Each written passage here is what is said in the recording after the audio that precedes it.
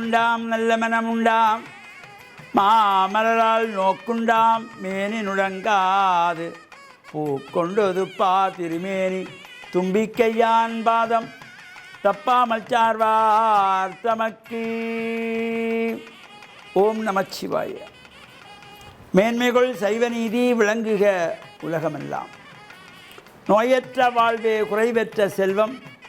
அந்த நோய் நொடிகள் இல்லாத வாழ்வு இந்த உலக மக்கள் எல்லோரும் வாழ வேண்டும் என்று கலியுகத்தின் காந்தமலை ஜோதியாகிய சபரிமலை சுவாமி ஐயப்பனுடைய திருவடிகளை சிறந்தாழ்த்தி டான் தமிழொலி ஓம் தொலைக்காட்சி நேயர்கள் அனைவருக்கும் சர்வதேச இந்து மத குருபீடம் அகில இலங்கை சபரிமலை ஸ்ரீ சாஸ்தாபுரத்தின் சார்பில் இனிய வணக்கங்களும் நல்லாசிகளும். என்றும் மங்களகரமான குரோதி வருஷம் புரட்டாதி மாதம் 13ஆம் நாள் 29/9/2024 ஞாயிற்றுக்கிழமை. இன்று மலர்ந்திருக்கின்ற இன்றைய பொழுதும் நம் எல்லோருடைய வாழ்விலும் எல்லா விதமான சிறப்புகளும் வெற்றிகளும் கிடைக்க இறையருளும் குருவருளும் பூர்ணமாக நிறைய வேண்டும் என்று பிரார்த்தித்து இன்று பானு வாரம் என்று போற்றுகின்ற ஞாயிற்றுக்கிழமை. நான் சூரிய பகவானை வழிபாடு செய்வதற்கு ஒரு சிறப்பான நாள். அதேபோல் இன்றைய தினத்திலே இந்த மகாலய பட்சத்திலே சந்நியஸ்த மகாலயம் என்கின்றதாகிய சிறப்போடு கூடியது. நாம் இந்த மண்ணுலகை விட்டு விண்ணுலகுக்கு சென்ற நம்முடைய மூதாதையர்கள் பிதற்களாக இந்த 15 திதிகளில் நம்முடைய வீட்டை சுற்றி வருவார்களாம். எனவே இந்த 15 நாளிலே ஒரு நாளாவது அவர்கள் மறைந்த திதியிலோ அல்லது சிறப்பான நாட்களிலோ அது முடியாத அமாவாசையிலோ கண்டிப்பாக இந்த மாலையை சிரார்த்தம் செய்து தர்ப்பணங்கள் செய்ய வேண்டும். இந்த பிதிர்கலங்களை செய்கின்ற பொழுது பிதிர்கள் மனம் மகிழ்ந்து நமக்கு ஆசி வழங்குவார்கள். அவ்வாறான சிறப்போடு கூடியதாகிய இந்த மகாலய பட்சம் நடைபெற்று கொண்டிருக்கின்றது. இன்று சந்நியஸ்தமாலயம் என்கின்ற சிறப்போடு கூடியதாக பொதுவாக திருமணமாகாமல் சன்னியாசியாக இருந்து மறைந்தவர்கள் அல்லது நமக்கு ஆசி வழங்கிய சன்னியாசி கோலத்திலே உள்ளவர்கள் அவர்களுக்கு கூட இந்த தர்ப்பணம் செய்து கொள்ளலாம். பொதுவாக 21 தலைமுறைகளுக்கு தர்ப்பணம் செய்யக்கூடிய ஒரு சிறப்பு இந்த மகாலய சிரார்த்தத்துக்கு மட்டும் உரியது. இந்த மகாலய சிரார்த்தத்திலே பிதர்களுக்கு படையல் வைக்கப்படுகின்ற பொழுது நாம் அடிக்கடி சொல்லுவது, வீட்டிலே சமைத்த உணவுகள் தான் பிதர்களுக்கு படைக்க வேண்டும். வெளியிலே இருந்து கொண்டு வரப்படுகின்ற உணவுகள் படைக்கக்கூடாது. வீட்டிலே பிள்ளைகள், மருமக்கள், பேரப்பிள்ளைகள், உறவுகள் சேர்ந்து சமைத்த உணவுகளைத்தான் இந்த பிதர்களுக்கு படையலுக்காக வைக்கின்ற பொழுது பிதர்கள் மனமிறங்கி நல்ல ஆசிகளை எல்லாம் கொடுப்பார்களாம். அவ்வாறு சிறப்போடு கூடியதாகிய இந்த மாலைய பட்சத்திலே அப்பா அம்மா இல்லாதவர்கள் கண்டிப்பாக விரதமாக இருந்து ஒரு நாளாவது அவர்கள் மறைந்த திதியிலோ அவ்வாறு மறைந்த திதி தெரியாவிட்டால் அமாவாசையிலாவது கண்டிப்பாக சிரார்த்தங்களை செய்து தர்ப்பணங்கள் எள்ளும் தண்ணீர் முறைத்து தர்ப்பணங்கள் இதை 15 நாட்களுமே செய்யக்கூடியவர்கள் செய்யலாம் என்பதையெல்லாம் முன்பே நாம் அறிவித்திருக்கிறோம். எனவே முடியாதவர்கள் அமாவாசையில் அன்றாவது இந்த எள்ளும் தண்ணீர் முறைத்து தர்ப்பணங்கள் செய்து அவ்வாறு அம்மா இல்லாதவர்கள் அம்மா வயசில் உள்ளவர்களுக்கு ஒரு சேலை எடுத்து கொடுக்கலாம். அப்பா இல்லாதவர்கள் அப்பா வயதில் உள்ளவர்களுக்கு ஒரு வேஷ்டியை கொடுக்கலாம். எது நமக்கு முடிகிறதோ அவற்றையும் கொடுத்து இந்த மகாலய பட்சத்திலே பிதர்களுடைய அன்பையும் ஆசியையும் நாம் பூர்ணமாக பெறுகின்ற பொழுது வாழ்வில் எல்லா விதமான சிறப்புகளும் கிடைக்குமா. அந்த பிதுராசி கிடைத்தால் நன்மைகள் எல்லாம் சிறப்பாக நடக்குமாம். நல்ல காரியங்கள் மனமகிழ்வான வாழ்வு நமக்கெல்லாம் கிடைக்கக்கூடிய வகையிலே பிதர்களுடைய ஆசியையும் இறை ஆசியையும் பெற்று மண்ணில் நல்ல வண்ணம் வாழ டான் தமிழொலி ஓம் தொலைக்காட்சி நேயர்கள் அனைவருக்கும் சர்வதேச இந்து மத குருபீடம் அகில இலங்கை சபரிமலை ஸ்ரீ சாஸ்தாபுரத்தின் சார்பில் நல்ல ஆசிகளை கூறிக்கொள்வதில் மனமகிழ்வு கொள்கிறோம். சர்வே ஜனாக சுகினோ பவந்து, சமஸ்த சன்மங்களானி சந்து. சுபம்.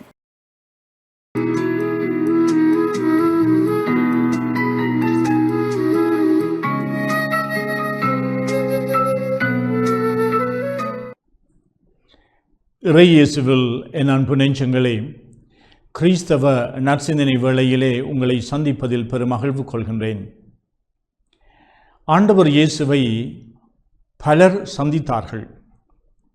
பல தரப்பினர்கள், பல அமைப்புகளில் இருந்தவர்கள், சாதாரண மக்கள், உயர்வானவர்களோ தாழ்ந்தவர்களோ என்று பொருளாதார ரீதியாக கணிப்பிடப்பட்டவர்கள், இவர் பல்வாறு மக்கள் இயேசுவை சந்தித்தார்கள்.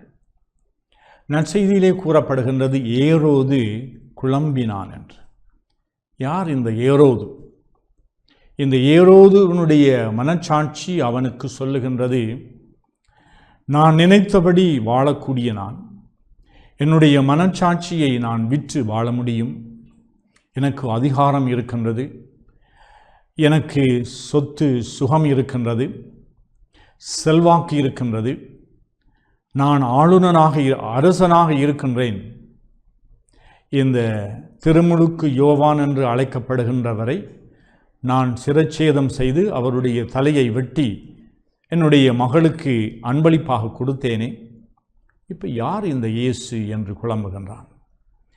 இயேசுவை எதிர்கொள்ளுகின்றவர்கள் பலர். நாங்கள் குழம்பலாம். ஏனென்றால் ஒரு நல்ல மனிதனை சந்திக்கின்ற பொழுது என்னுடைய உள்ளத்திலே இருக்கின்ற எண்ணங்கள் அந்த மனிதனை மனச்சாட்சியாக கொண்டு எழுகின்றன. அடுத்தவர்களுடைய கண்ணாடியிலே நான் என்னை பார்க்கின்ற பொழுது என்னுடைய உண்மையான நிலையை நான் மதிப்பீடு செய்யக்கூடிய ஒரு சந்தர்ப்பம் பிறக்கின்றது. ஆனால் ஏரோது ஏன் குழம்பினான் என்றால், அவன் மனச்சாட்சியை விற்று வாழ்ந்தவன். தன்னுடைய ஏதோ ஒரு ரீதியாக தனக்கு எதிராக வருகின்றவர்கள் எல்லோரையும் அடித்து உடைத்து நொறுக்கி விடலாம் என்று சிந்திக்கின்ற ஒரு தற்பெருமைவாதி. நான் எதையும் செய்யலாம், எனக்கு அதிகாரம் இருக்கின்றது என்ற ஆணவத்திலே இருக்கின்ற பலர் எங்களுடைய சமூகத்திலே இருக்கின்றார்கள். குறிப்பாக தலைமத்துவத்திலே இருக்கின்றவர்கள், அல்லது தலைமை பீடத்திலே இருக்கின்றவர்கள், அல்லது அவர் அரசியலாக இருக்கலாம், அல்லது பொருளாதார ரீதியாக இருக்கலாம், அல்லது சமூக அமைப்புகள் மத்தியிலே இருக்கலாம், அல்லது சமயங்கள் மத்தியிலே இருக்கலாம். இந்த தலைவர்கள் அல்லது தலைமத்துவத்திலே இருக்கின்றவர்கள் சில வேளைகளிலே ஆணவம் கொள்ளலாம், அதிகாரம் கொள்ளலாம். நான் எதையும் செய்யலாம், எனக்கு அதிகாரம் இருக்கின்றது, சக்தி இருக்கின்றது என்று நினைக்கலாம். ஆனால் இயேசுவை அவர்கள் உண்மையாகவே உற்று நோக்கினால் குழம்புவார்கள். அவர்களுடைய நித்திரையும் குழம்பும், அவர்களுடைய உள்ளத்திலே இருக்கின்ற அமைதியும் குழம்பும். ஏனென்றால் ஆண்டவருடைய குரல் அவர்களுடைய உள்ளத்தை குடைந்து கொண்டுதான் இருக்கும். இந்த ஏரோது குழம்பினான் என்பது நற்செய்தியிலே கொடுக்கப்பட்டிருக்கின்றது. நான் எல்லோரையும் அழித்தொழித்தேன், நான் எல்லோருக்கும் பழி வாங்கினேன், நான் எப்படியும் வாழலாம் என்று நினைத்தேன். ஆனால் இயேசு ஒருமுறை என்னை எதிர்கொண்டால் நான் குழம்பி விடுவேன். அந்த இயேசு இன்று எங்கள் ஒவ்வொருவரையும் எதிர்கொள்ளுகின்றார், மனச்சாட்சியாக வருகின்றார்.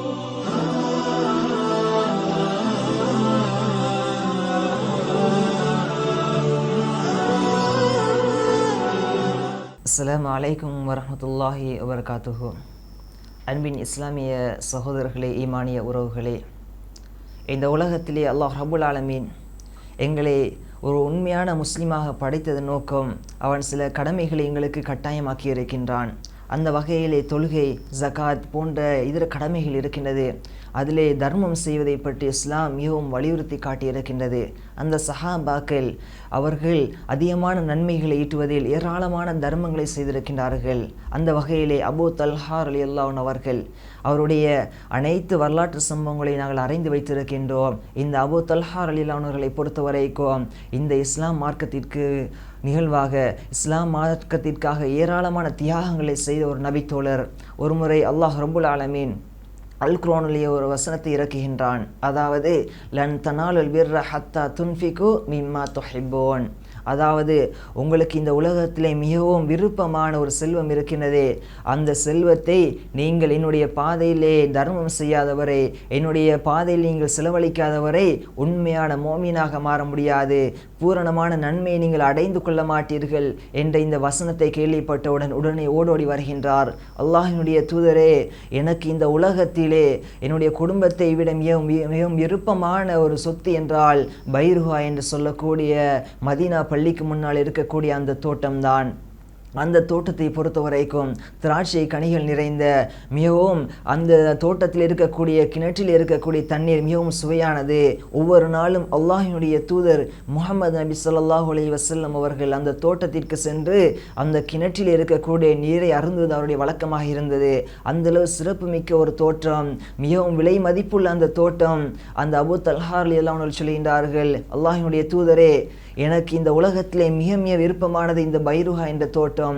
இதை நான் அல்லாஹ்வினுடைய பாதையிலே தியாகம் செய்கின்றேன், அதை தர்மம் செய்கின்றேன் என்று அபூ தல்ஹா ரலியல்லாஹு அன்ஹு அவர்கள் தர்மம் செய்கின்றார்கள். அதற்கு பின்னால் தர்மம் செய்து முடித்தவுடன் அல்லாஹ்வினுடைய தூதர் ஸல்லல்லாஹு அலைஹி வஸல்லம் சொல்கின்றார்கள், இந்த தோட்டத்தை உங்களுடைய குடும்பத்திற்கும் உங்களுடைய நெருங்கிய உறவினர்களுக்கும் நீங்கள் கொடுங்கள் என்று சொல்லிவிட்டவுடன் தன்னுடைய வீட்டிற்கு போகின்றார். தனக்கு தங்குவதற்கு இடம் கிடையாது, மனைவிக்கு தங்குவதற்கு இடம் கிடையாது. தன்னுடைய வீட்டை அடைகின்றார். வீட்டை அடைந்தவுடன் அந்த நேரத்தில் மனைவி இந்த விடயத்தை கேள்விப்பட்டு விடுகின்றார்கள். அந்த நேரத்தில் அபூ தல்ஹா ரலியல்லாஹு அன்ஹு அவர்கள் போகக்கூடிய நேரம் தன்னுடைய மனைவி கட்டி அணைத்து அந்த நேரத்தில் அபூ தல்ஹா ரலியல்லாஹு அன்ஹு அவர்களை பார்த்து சொல்கின்றார்கள், நீங்கள் மறுமைக்காக சிறந்த ஒரு விளைச்சலை செய்துவிட்டு வந்திருக்கின்றீர்கள், சிறந்த ஒரு விளைச்சலை நீங்கள் செய்துவிட்டு வந்திருக்கின்றீர்கள். இதனுடைய லாபத்தை, இதனுடைய பிரதிபலனை நாங்கள் மறுமையிலே பெற்றுக்கொள்வோம் என்று அந்த மனைவி, அந்த அபூ தல்ஹா ரலியல்லாஹு அன்ஹு அவருடைய மனைவி ஆறுதல் சொல்கின்றார்கள். அன்பின் உறவுகளே, நாங்கள் யோசிக்க வேண்டும். தனக்கு மிகவும் விருப்பமான ஒரு சொத்து, ஒரே ஒரு அல் குர்ஆன் வசனம் இறங்கியது, நீங்கள் பூரணமான நன்மையை அடைந்து கொள்ள வேண்டும் என்றால் நீங்கள் தர்மம் செய்ய வேண்டும். அபூ தல்ஹா ரலியல்லாஹு அன்ஹு என்ன சொன்னார்கள், நான் அடைந்தே தீருவேன், எனக்கு அந்த பூரணமான நன்மை, அந்த சுவர்க்கம் எனக்கு கிடைக்க வேண்டும், உடனே நான் தியாகம் செய்ய வேண்டும், இந்த தோட்டத்தை தர்மம் செய்ய வேண்டும் என்று அந்த அல்லாஹ்வினுடைய அந்த வார்த்தைக்கு அந்த கட்டளைக்கு அவர்கள் உடனே உடன்பட்டார்கள். அந்த மனைவியும் அன்பான முறையிலே வரவேற்றால் நாங்களும் அதிகமாக தர்மங்களை செய்ய வேண்டும். அல்லாஹ்வினுடைய தூதர் ஸல்லல்லாஹு அலைஹி வஸல்லம் அவர்கள் இந்த உலகத்திலே ஏராளமான தர்மங்களை செய்யுமாறு எனக்கு கட்டளையிட்டு இருக்கின்றார்கள். அந்த அபூ தல்ஹா ரலியல்லாஹு அன்ஹு அவர்கள் எனக்கு மிக முக்கியமான ஒரு சொத்து, அதுதான் என்னுடைய வாழ்க்கையை ஓட்டக்கூடியது, எனக்கு உணவு தரக்கூடியது என்று கூட பார்க்கவில்லை. அல்லாஹ் கூறிய அந்த வார்த்தைக்கு நான் கட்டுப்பட வேண்டும். இந்த உலகத்திலே நான் எவ்வளவுக்கு தர்மம் செய்கின்றனோ அது அனைத்தும் எனக்கு மறுமையிலே வெற்றியை தரும், மறுமையிலே சிறந்த கூலியை தரும் என்று அந்த அபூ தல்ஹா ரலியல்லாஹு அன்ஹு அவர்கள் ஆசைப்பட்டு அவர்கள் தர்மம் செய்திருக்கிறார்கள் என்றால் எங்களால் முடியுமான வரைக்கும் ஏராளமான உதவிகளை நாங்கள் செய்ய வேண்டும். அன்றைய சஹாபாக்களை பொறுத்த வரைக்கும் அபூபக்கர் ரலியல்லாஹு அன்ஹு அவர்கள், உமர் ரலியல்லாஹு அன்ஹு அவர்கள் எந்த அளவுக்கு தர்மம் செய்திருக்கிறார்கள் என்றால், ஒரு யுத்த போர்க்கடனம் அவர்கள் நிகழ்த்தப்பட்டது என்றால், கூறப்பட்டது என்றால் உடனே தங்களுடைய வீட்டிலே அன்றைய நாளைக்கு தேவையான உணவை மாத்திரம் வைத்துவிட்டு வீட்டில் இருக்கக்கூடிய அனைத்தையுமே அந்த போருக்காக அவர்கள் தர்மம் செய்திருக்கின்றார்கள். இப்படி ஏராளமான சம்பவங்கள் இருக்கின்றது. அந்த சஹாபாக்கள் ஏன் அவ்வளத்தையும் தியாகம் செய்தார்கள், அவ்வளத்தையும் தர்மம் செய்தார்கள் என்றால் அவர்களுக்கு சுவர்க்கம் முக்கியம். நாங்கள் இந்த உலகத்திலே ஒரு ரூபாயை கூட நாங்கள் தர்மம் செய்தால் நாளை மறுமையிலே அது எங்களுக்கு கூலியாக வரும் என்பதை நாங்கள் புரிந்து கொண்டு ஏராளமான தர்மங்களை செய்து இந்த உலகத்தில் நாங்கள் செய்யக்கூடிய ஒவ்வொரு ரூபாய்க்கும் நாளை மறுமையில் அல்லாஹ் ரப்புல் ஆலமீன் பல மடங்கு நன்மைகளை தருவதற்காக காத்து கொண்டிருக்கின்றான். எங்களுடைய இலக்கு அந்த சுவர்க்கமாக இருந்தால் எங்களிடத்தில் இருக்கக்கூடிய எல்லாவற்றையும் ஏழை மக்களுக்கு, இல்லாதவர்களுக்கு நாங்கள் தர்மம் செய்து இந்த தர்மத்தின் மூலம் சுவர்க்கத்தை அடைவதற்கு எல்லாம் உள்ள ரஹ்மான் எங்கள் அனைவருக்கும் உதவி செய்வானாக. அஸ்ஸலாமு அலைக்கும் வரஹ்மத்துல்லாஹி வபரகாத்துஹு.